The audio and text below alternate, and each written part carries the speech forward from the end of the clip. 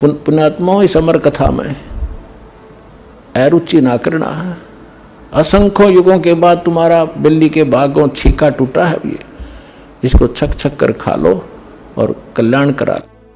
गीता अध्याय नंबर 17 के श्लोक नंबर 23 में बताया है कि 3 मंत्र का जाप है, उस जल को पाने का ये मंत्र है, उस सच्चिदानंद घन ब्रह्म के पाने का। ये सभी मंत्रों की हमने साधना करनी है, तब पूज्य वस्तु सच्चिदानंद घन ब्रह्म यानी पूर्ण परमात्मा प्राप्त होगा। ये है विधि।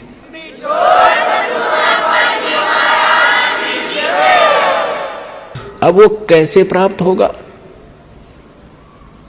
अब प्रथम मंत्र आपको दे रखा है, तो प्रथम मंत्र और लास्ट मंत्र, इनकी जो कमाई है ये आपकी सेव रहेगी, सेफ रहेगी, बचत रहेगी। और बाकी जो 5 नामों की कमाई है, साधना है, ये हम प्रथम जाएंगे जब आत्मा हृदय कमल से चलेगी। हृदय में रहती है आत्मा का मूल वास, यहाँ पर है। जागृति में फिर यह नेत्रों के पास आ जाती है, यहाँ बैठकर सारा कंट्रोल करती है। जब हम चलेंगे तो हम सीधे मूल कमल पर जाएंगे। वहाँ पर गणेश जी की चौकी है, वहाँ बैरियर है। तो वहाँ जाकर के हम जब पहुँचेंगे, गुरु साथ होगा। जैसे वकील होता है तो उसके साथ साथ वो सारे काम कागज पूरे करता हुआ, अकाउंट क्लियर कराता हुआ आपका आगे चलता, जैसे सीए होता है, यो समझ लो। तो परमात्मा की आपको वहाँ से लेकर आखिर तक आवश्यकता पड़ेगी। अब वहाँ आप जब जाओगे, परमात्मा पहले ही आपके सारे अकाउंट क्लियर करवा के इनसे और त्रिकुटी में बैठा पाओगे आपको। जब आप यहाँ से चलोगे, संसार छोड़कर मूल कमल में जाओगे, जहाँ गणेश जी का कमल है, तो वहाँ आपके अकाउंट क्लियर, सारे क्लियर पाओगे और आपको तुरंत रास्ता दे दिया जाएगा। चलो जी जाओ, आप कागज पूरे आपके, जाइए। फिर आप आओगे सावित्री ब्रह्मा जी वाले कमल में, जिसको अधिष्ठान चक्र कहते हैं, स्वाद चक्र भी कहा है।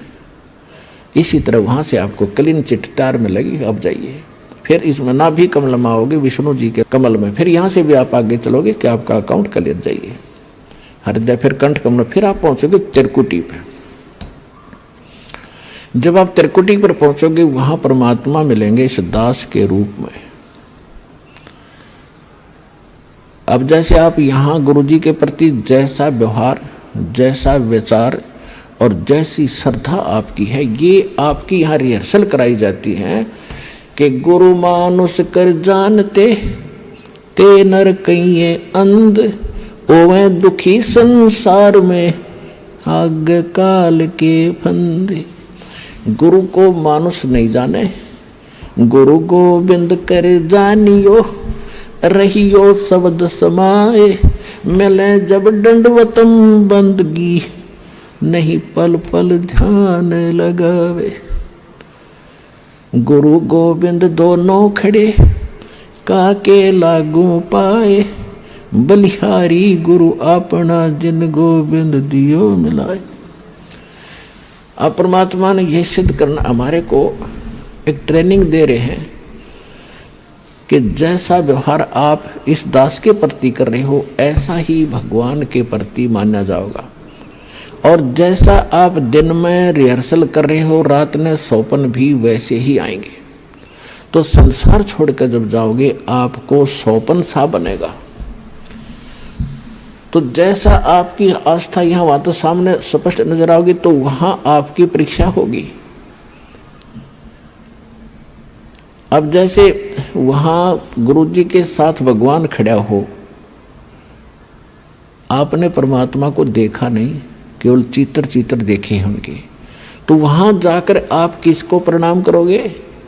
गुरु गोविंद दोनों खड़े, किसके लागू पाए, बलिहारी गुरु अपना, जिन गोविंद दियो लाए।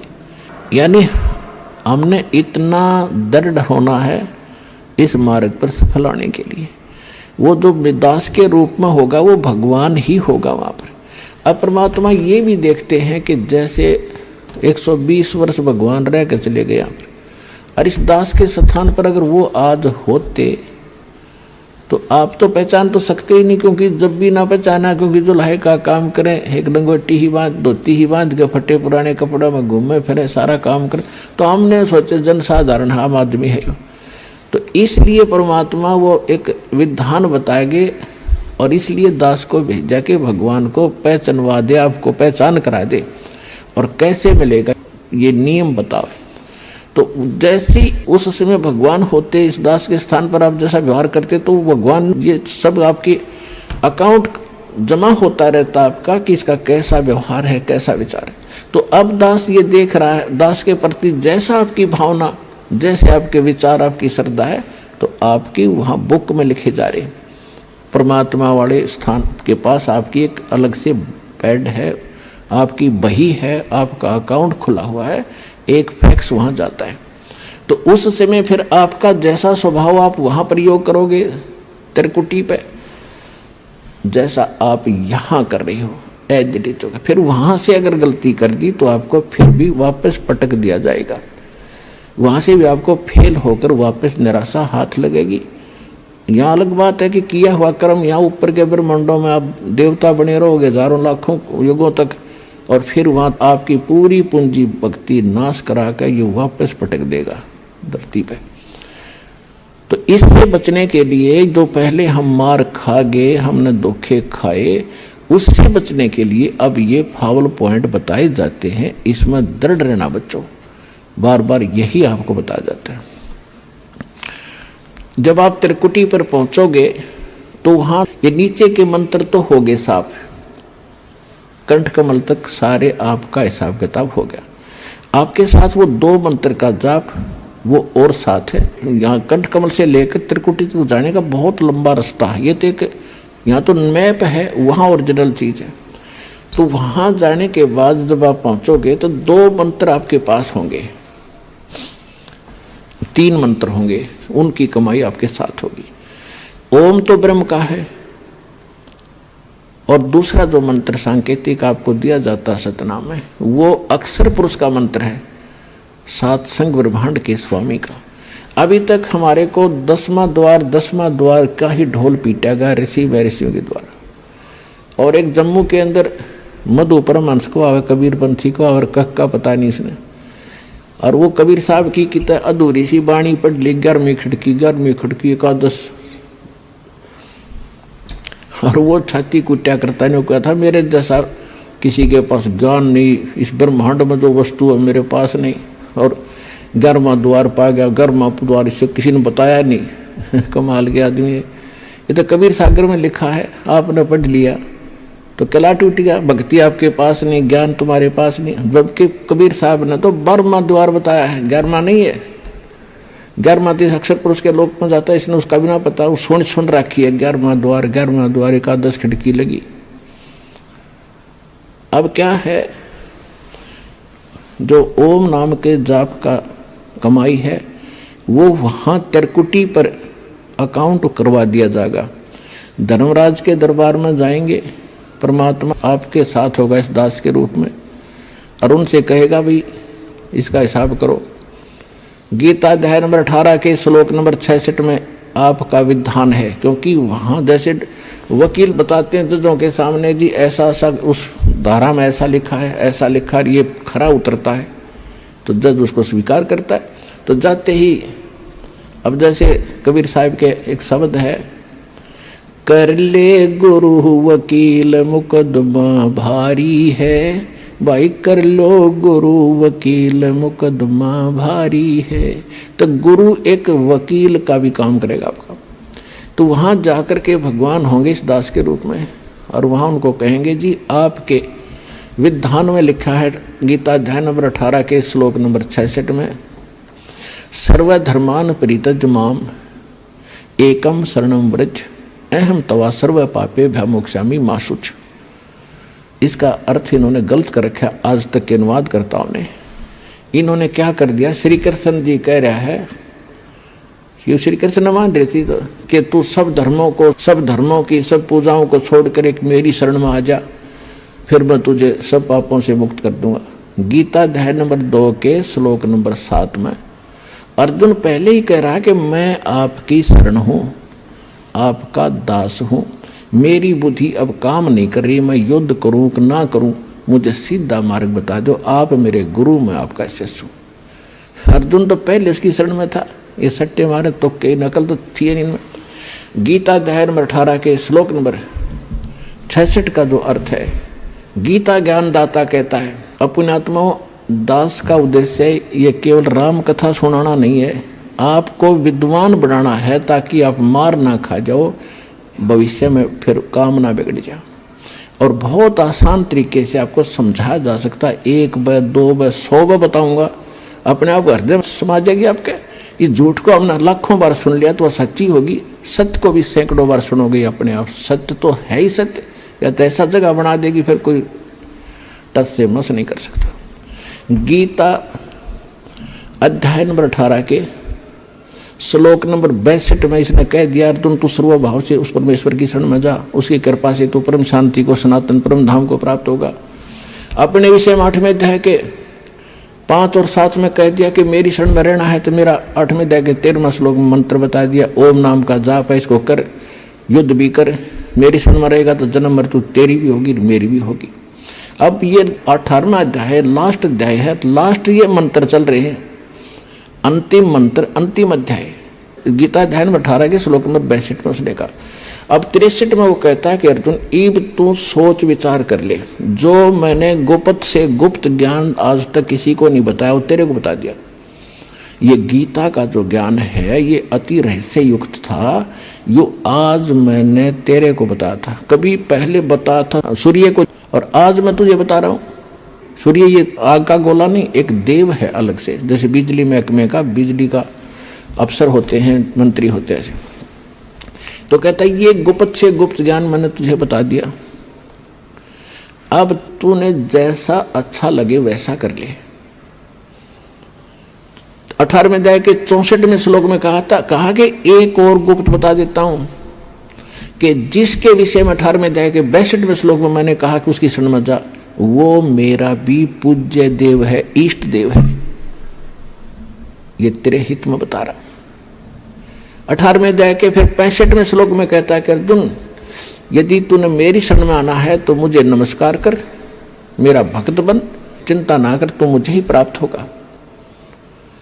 फिर 18वें अध्याय के 66वें श्लोक में फिर कहा है यदि तूने उसकी शरण में जाना है तो सर्व धर्मान परित्यज माम। 18वें अध्याय के 66वें श्लोक में कहा है कि आपने 18वें अध्याय के 62 में जिसके बारे में मैंने कहा श्लोक में, उसकी शरण में जाना है और सदा जन्म मृत्यु से रहित हो जाना है, कंप्लीट आपने पीस चाहिए, संपूर्ण शांति चाहता है, तो मेरे सतर की 18वें अध्याय के 66वें श्लोक में कहता है सर्वधर्मान परित्यज माम, मेरे सतर की जो पूजाएं हैं, इसके सतर की कौन सी पूजाएं हैं, ये 500 यज्ञ करते हैं, ओम नाम का जाप आज आप श्वास से जो जाप करते हैं, ये उसके सतर की, ब्रह्म के सतर की भक्ति पूजाएं हैं, ये मुझे छोड़ दे, मुझे दे दे। और एकम शरणम व्रज, एकम माने जिसके बराबर दूसरा नहीं है, वो सर्वशक्तिमान। गीता अध्याय नंबर 15 के श्लोक नंबर 17 में जिसके विषय में कहा है उत्तम पुरुषत्व अन्य परमात्मा इति उदाहरते, यह लोक धर्म अविश्य विवर्ती अवैश्वर। अब यहाँ पुण्यात्माओं एक 15वें अध्याय के 18वें श्लोक में ये विचलित कर देते हैं कुछ भ्रमित नकली संत गुरु। वो कहते हैं कि गीता अध्याय नंबर 15 के श्लोक नंबर 18 के बारे में रामपाल नहीं बोलता, अब उसके बारे में बोलने का विषय जब आए तभी बोला जाता है। उसमें क्या बताया है, गीता अध्याय नंबर 15 के श्लोक नंबर 16 में इन्हें स्पष्ट कर दिया है कि सरपुरुष और अक्षर पुरुष ये दो पुरुष हैं, और ये इन दोनों के अंतर्गत जितने प्राणी हैं वो नाशवान है, और ये स्वयं भी नाशवान है, आत्मा किसी की मरती नहीं। उसने स्पष्ट कर दिया 15वें अध्याय के 70वें श्लोक में कि वो पुरुषोत्तम तो कोई और है, उत्तम पुरुष कहो चाहे पुरुषोत्तम कहो। अब 15वें अध्याय के 18वें श्लोक में ये कहा है कि लोक वेद के आधार से, लोक वेद माने दंत कथा सुनी सुनाई, जैसे लोक वेद हम सुना करते, राम कृष्ण ब्रह्मा विष्णु महेश के कोई माता पिता नहीं, अजरो अमर है, सर्वेश्वर है, सारे ब्रह्मांडों के रचने वाले हैं, फलानी पूजा कर लो, श्राद्ध निकाल लो, भूत पूजा कर लो। तो ये था लोक वेद दंत कथा जो शास्त्र प्रमाणित नहीं था। तो इसी ऐसे ज्ञान को लोक वेद कहते हैं। कबीर साहब हमें उदाहरण देते हैं कि पीछे लग गया जाऊं था मैं लोक वेद के साथ, रास्ते में सतगुरु मिल गए, दीपक दे दिया हाथ। तो लोक वेद माने दंत कथा के आधार से जो साधना करते हुए हम भटक रहे थे, उसमें कोई सतगुरु मिल गया, उसने सत साधना रूपी और सही नाम ज्ञान रूपी एक दीपक दे दिया, टॉर्च दे दी। उसकी रोशनी में हम गड्ढों में, झाड़ जंखाड़ों में नहीं गिरेंगे, सीधा रास्ता पकड़ के निकल जाएंगे।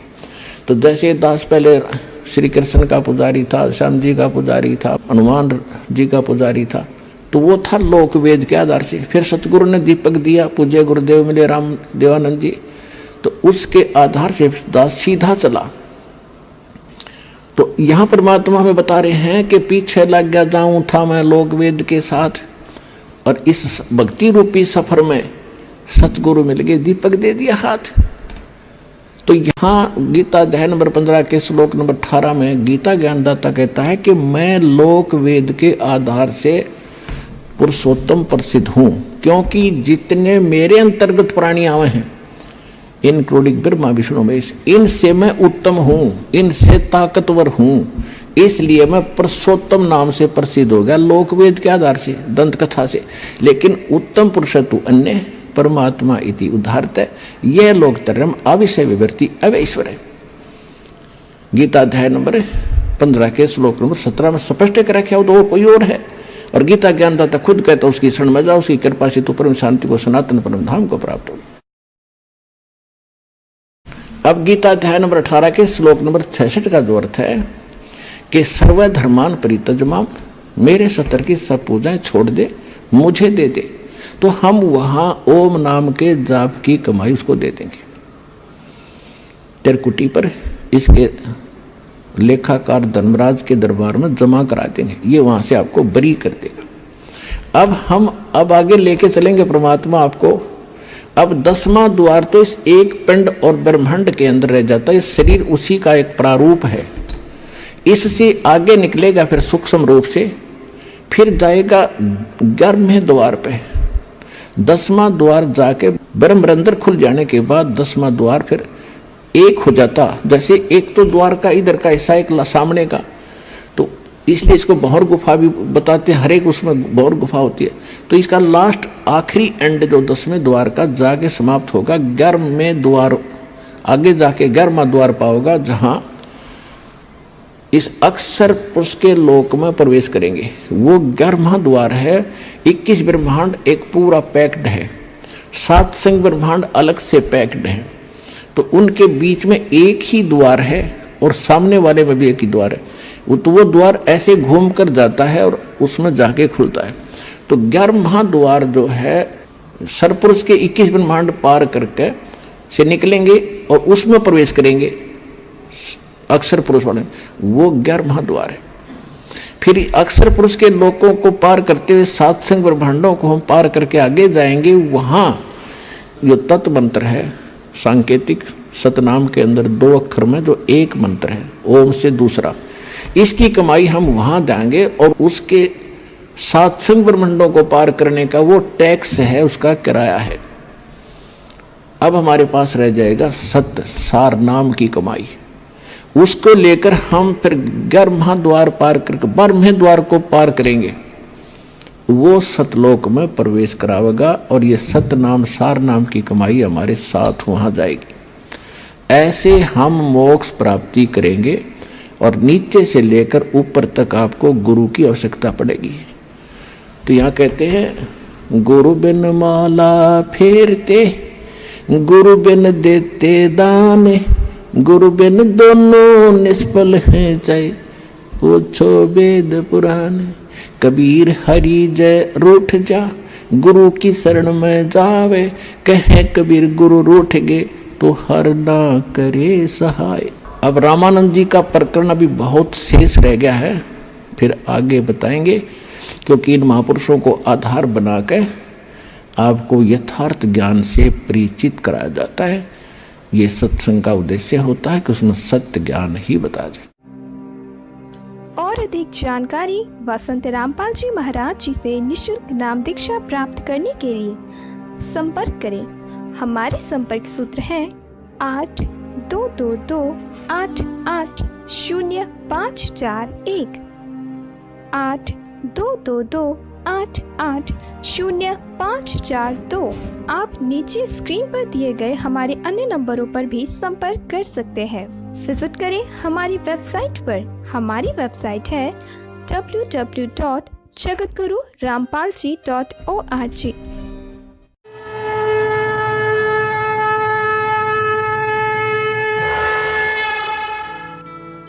इस वीडियो के बारे में अपनी राय नीचे कमेंट सेक्शन में हमें बताएं और अपने दोस्तों के साथ ये वीडियो शेयर करना ना भूलें।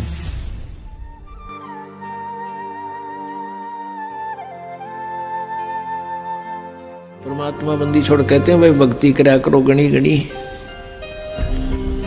और ये समय ये दाव फिर नहीं लगेगा।